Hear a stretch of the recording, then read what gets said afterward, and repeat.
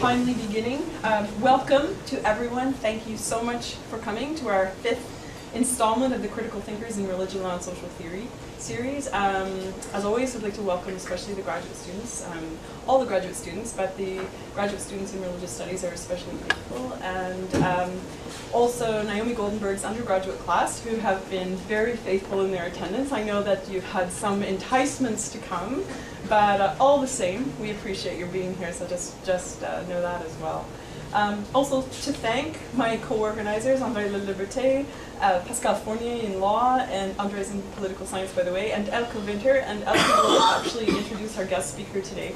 And I should say that Elke is largely responsible for suggesting Veit Bader and making sure that we were aware of his work. If we hadn't been aware of it already, we certainly are now, and are extremely happy to have Dr. Bader come and speak to us today. Also, a special thank you. Sometimes we do the funding of this series a little bit collaboratively, and today is a special kind of collaboration because we've actually collaborated with Carleton University, and we're really pleased to acknowledge the support in part for this series by a grant from the European Commission provided to the Center for European Studies at Carleton. Also thanking the Faculty of Arts, Vice President of Research at the University of Ottawa, Faculty of Law, and of course the Department of Classics and Religious Studies. So I'll turn it over to Elke to introduce our speaker.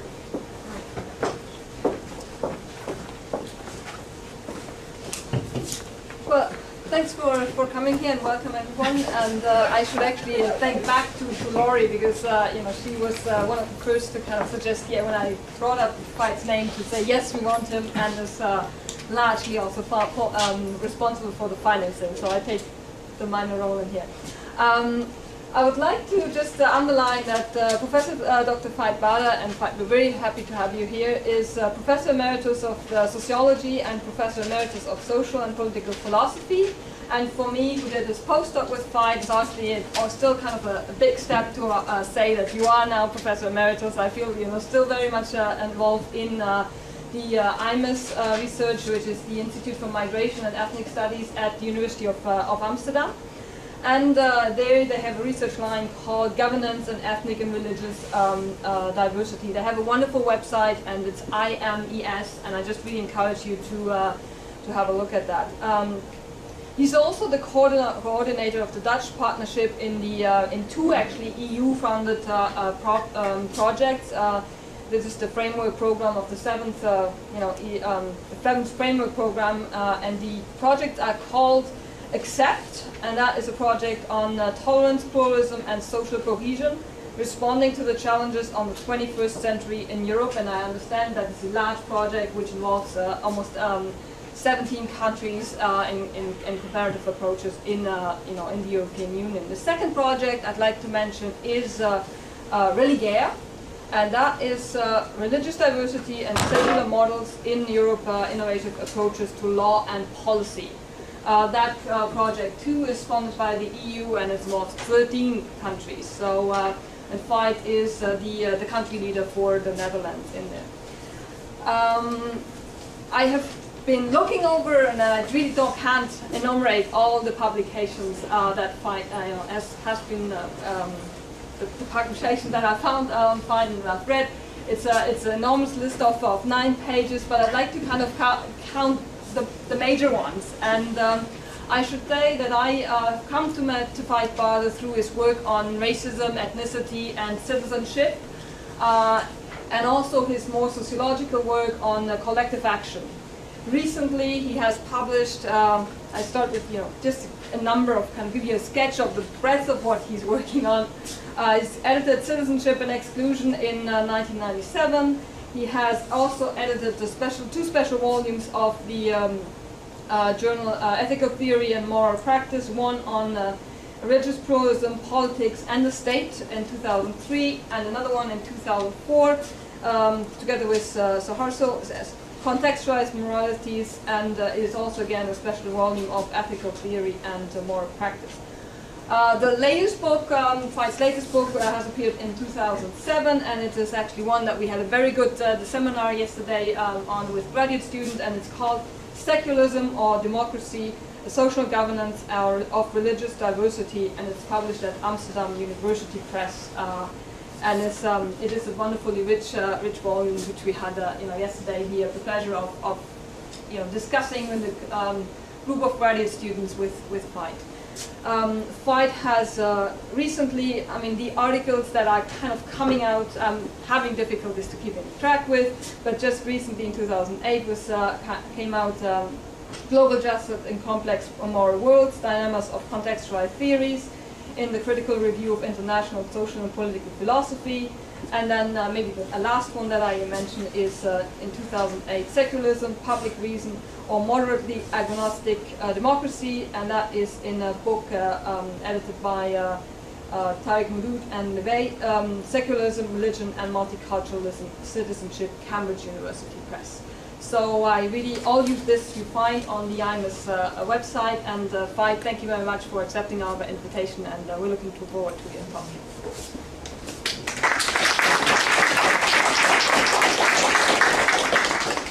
Well, thank you much for your kind introduction, and thank you for inviting me. My talk will take about 50 minutes, and I have advised Elke to keep the time strictly. So she will remind me if I have to speak up. The title of the talk is threefold, as you see. There is one option, that we should constitutionalize secularism. There's another option which insists that we should maybe constitutionalize alternative secularisms, and there's a third option, and it's my own option. We should just stick to liberal democratic constitutions and get rid of secularism, at least in normative and in constitutional law talk. That is what I tend to make plausible to you today. I do not intend to argue that we should get rid of secularism quite in general. Cultural secularism and or political secularism are part and parcel of our common vocabulary, and we have some difficulty to spell out what we mean, but that's true with most terms in political talk. It's too late, at least, to try that, to get rid of these terms. But we could try to find some distance with regard to all varieties of secularism when we talk constitution and jurisdiction of constitutional courts. There are three positions. The first one is very aggressively defended by András Sajó, who is Chief Justice of the European Court of Human Rights in 2009. He recognizes clearly that most constitutions of liberal democratic states do not mention secularism. There are only very few, like France, like Turkey, like Mexico, and also quite different variety of secularism in the Indian constitution, and only as late as the 24th amendment in the preamble. So Sajó argues for we have to overturn our constitutional texts and be quite outspoken with regard to all these constitutions are secularist. The second position is one defended by Veit Bader, who has been here, by my friend Tariq Moudoud, by William Connolly, and a very long list. They say secularism is fine if we have the freedom to define our own version, and do not stick to the aggressive strict separation variety of secularism, and are able to argue for benevolent, moderate, evolutionary, and you have numerous terms. My own position, as I said, is let's drop secularism from our constitutional language and replace it by what we already know, liberal democratic constitutionalism. It's interesting that I'm a lonely prophet in the desert. In 2009, a volume of Cardozo Law Review came out, edited by Michael Rosenfeld, and towards the end of his introduction, he offers the thought that we could think of really replace some of these concepts, amongst them secularism, but interestingly enough, none of the authors, including himself in the volume, does so or dares to do so.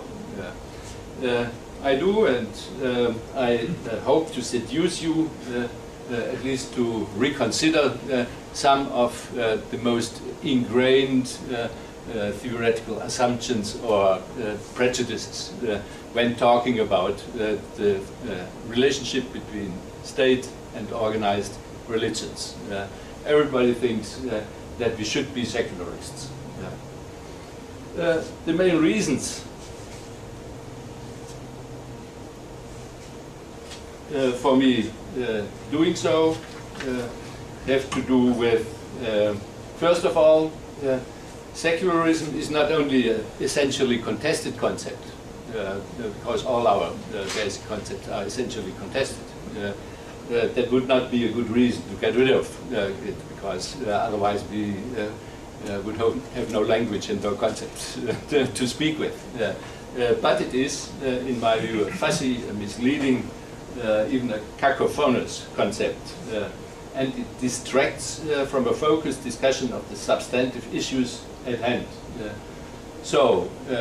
And we seriously disagree on these substantive issues anyway, in order to economize our moral and legal disagreements, I propose not to phrase them in terms of and then different varieties of secularism, but just in terms of rights, principles and institutions in liberal democratic constitutions. As simple as that.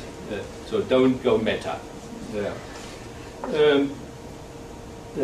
My argument is that constitutions and constitutional jurisprudence, case law, provides for better concepts, both first-order concepts, rights, and also, if need be, second-order concepts, which might help us to interpret rights and conflicts of rights. The important issue, in my view, is not whether states are secular, but rather whether they are liberal democratic. We had quite an amount of secular states in the 20th century. The Soviet Union, to start with, which violated not only liberal democratic constitutionalism, but any minimal morality. So that in itself means secularism can never be enough if it can mean anything.